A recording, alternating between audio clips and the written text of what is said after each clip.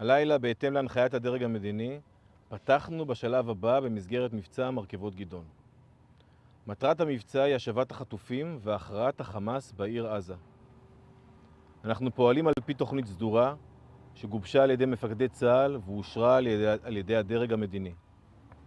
כוחות צה"ל החלו הלילה בהתקפה אל עבר ליבת העיר עזה. כעת בעיר עזה פועלות 3 אוגדות, אוגדה 98, אוגדה 162, ובימים הקרובים תצטרף לתמרון אוגדה 36. אנחנו מרכזים מאמץ התקפי בעיר עזה, שימשך ככל שידרש על פי תוכנית סדורה ומתפתחת, עד להשגת מטרות המלחמה.